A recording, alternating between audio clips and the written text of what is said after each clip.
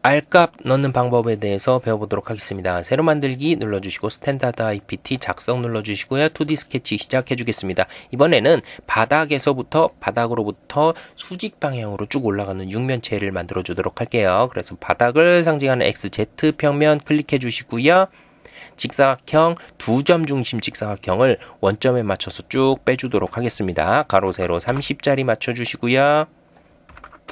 영문자 2 눌러서 돌출량 30 주도록 할게요.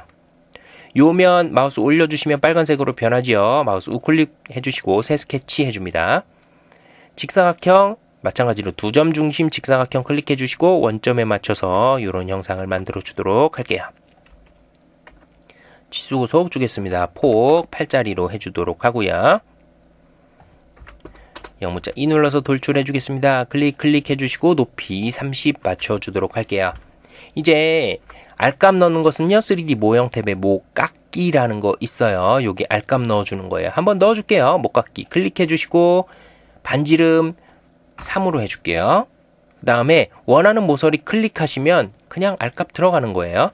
R값이 뭔지 아시죠? 이렇게 둥구스름하게 해주는 거예요. R값이라는 건 모깎기라고 부르는데 이런 모가 둥글둥글하게 해서 둥글둥글한 제품을 만들어주겠다. 이런 내용이죠. R이라는 게 뭡니까? 반지름 값을 얘기하는 거예요. 원이 있으면 원이 중심이 있죠? 원의 중심에서부터 둥글둥글한 요 외곽, 요 표면까지의 거리가 요게 R값이라는 겁니다. 결국은 이게 뭐예요? 반지름 아니에요. 반지름. 그죠? 반지름 값입니다. 그래서 원의 반지름 값이에요. 둥글기의 중심에서부터 떨어진 반지름 값이다. 이렇게 보시면 돼요. R값의 개념은 그렇습니다. 자, 여기까지는 참 넣기가 쉬웠어요. 이제는 자, 모서리 하나당 R값 하나만 넣을 수 있습니까? 그거 아니죠? 모깎기 클릭해 주시고요. 같은 특성을 가진 이런 모서리 한 번에 다 클릭하셔서 R값을 한 번에 넣어 주실 수도 있어요. 주의하실 점은 R값이 같다고 해서 다른 속성에 이런데 엄한 데 있는 것까지 다 한 번에 클릭하셔가지고 모델 트리를 줄여야 되겠다. 이렇게 하실 필요는 없다는 거예요. 같은 속성. 만약에 이쪽 기둥이면 이쪽 기둥하고 똑같은 속성을 가진 건 4개죠. 요거. 그 다음에 뒷편에까지 해서 총 4개. 요것만 한 번에 클릭해서 하나로 묶어서 R값을 넣으시면 된다. 이런 거죠. 그래서 원하는 모서리를 하나만 R값을 넣을 수도 있고 원하는 것을 그룹으로 묶어서 하나로 통째로 할 수도 있습니다. 대신에 같은 R값이라 해도 여기저기 거를 다 합해가지고 넣으시면 그건 안 돼요.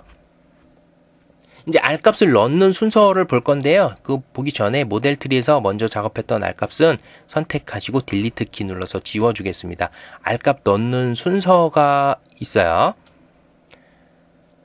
R값 넣는 순서를 한번 보시겠습니다. 제가 요거 클릭할게요. 어느 모서리를 선택하는지 먼저 보세요. 확인 눌러주시고 두 번째 목깎기 여기 클릭해주시고 확인, 세 번째 목깎기 여기 클릭해주고 확인. 이렇게 들어갔습니다. R값이 잘 들어간 것 같나요? 요거 첫 번째 모서리였고요. 두 번째 모서리였고 세 번째 모서리였어요. 보시면 R값이 뭐라 그랬어요? 둥구스름하게 해준다 그랬죠? 둥구스름하게. 근데 화살표 촉처럼 삐죽한 부분이 생겼잖아요. R값 잘 들어간 겁니까? 잘 못 들어간 거예요. R값 이렇게 넣으시면 안 돼요. 반대편에 유사한 작업을 한번 해보도록 할게요. 목깎기 한번 넣어주시고요. 이번에 클릭하는 부분을 한번 보세요. 여기 첫 번째 클릭해주시고 확인. 목깎기 눌러주시고 요거 클릭해주시고 확인.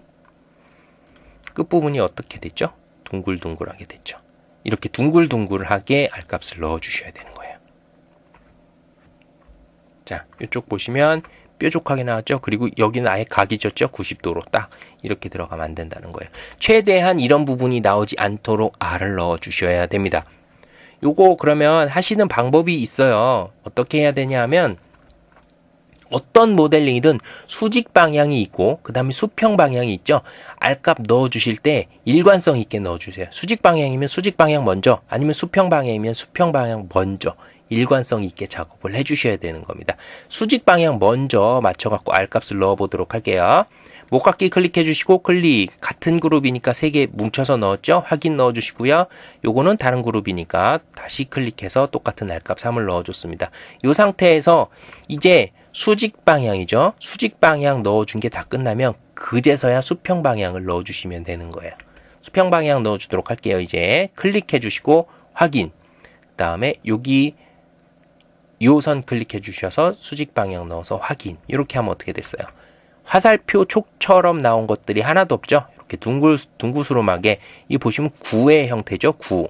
공의 형태처럼 동글동글한, 요것도 마찬가지로 공의 형태예요. 동글동글한 형태가 되는 겁니다. 요런 식으로 넣어주시면 되는 거예요.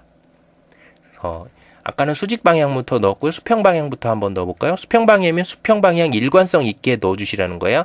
요거 클릭해 주시고요. 요거 클릭해 주시면 들어가죠. 근데 약간 위험하게 들어갔어요. 그죠? 수직 방향 원하지도 않는데 쭉 들어가는 경우가 있죠.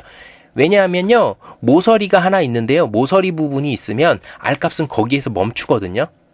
모서리 넣을 때 모서리가 있으면, 자, 모서리가 있는 데서 멈춰버립니다. 근데 모서리가 없어지고 둥구스름하게, 이렇게 둥구스름하게 되면 끝까지 타고 가요. 어디 있는 데까지? 모서리 있는 데까지 타고 갑니다. 그래서 그런 거예요. 요거에서 클릭하시면 보세요. 한 번에 요 두 선을 다 타고 갔죠. 이런 식으로 쭉 따라가게 됩니다. 이런 식으로 되는 거죠.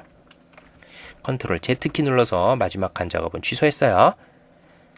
자, 수평 방향에 있는 것 또 계속 넣어볼게요. 수평 방향 넣었더니 수직 방향까지 같이 올라가죠. 확인 눌러주시고 여기도 이렇게 눌러주시면 돼요. 요게 약간 똑같은 작업이죠. 똑같이 화살표 쪽처럼 모서리가 나오는 건 없는데 약간 위험하게 들어간 것 같죠. 네. 그래서 가급적이면 수직 방향으로 먼저 해주시고 그 다음에 수평 방향으로 넣어주시면 무리 없이 R값이 들어갈 겁니다. 최대한 지켜주셔야 될 부분은 화살표 촉처럼 이렇게 뾰족한 부분이 나오지 않도록 해주시는 게 관건이에요. 그래서 R값 넣는 순서가 있다. 이걸 항상 머릿속에 두시고 계셔야 돼요. 그리고 제일 중요한 거, 모델이 다 끝나면 하는 거예요. 3차원 형상의 모델이 다 끝나고 이제 이 날카로운 모서리를 다듬어 줘야 되겠다 하는 단계에서 목깎이를 넣어 주시는 것이지, 모델링 하는 중간중간에 막 R값 넣었다가 다시 돌줄해서 올리고 이렇게 하지는 않습니다. 거의 95% 이상은 이렇게 하지 않아요. 특수한 경우가 있지 않는 이상은 모델 다 하신 다음에 최종적으로 다듬기 하는 마음으로 요 R값을 넣어주시면 되는 거예요. 그리고 R값 모델 트리가 길어진다고 걱정하시는 경우가 있을 수 있는데 걱정 안 하셔도 돼요. 이거는 길어져도 상관없습니다. 모델에 전부 다 하시고 목깎이는 필요한 이런 구분이 있죠. 똑같은 그룹끼리 묶어가지고 R값을 넣어줘야 되기 때문에 모델 트리가 길어질 수 있어요. 길어질 수 있다고 해서 설계를 잘못한 게 아니기 때문에 그런 부분은 걱정하지 않으셔도 됩니다. 최종적으로 모델 다 하시고 맨 마지막에 일반적으로 넣는 부분이 R값 넣는 기초적인 부분이에요. 그래서 R값 넣는 게 쉬워 보이지만 쉽지 않다고 말씀드린 거예요. R값 넣는 거, 수직, 수평 방향 넣는 순서 있다는 거 기억을 해주시고요. 이런 개념으로 넣어주시면 나중에 이제 본체 같은 거 하실 때 R값 많이 넣을 거거든요. 그때 유용하게 사용하실 수가 있을 겁니다. 이렇게 해서 R값 넣는 개념 알아보았습니다.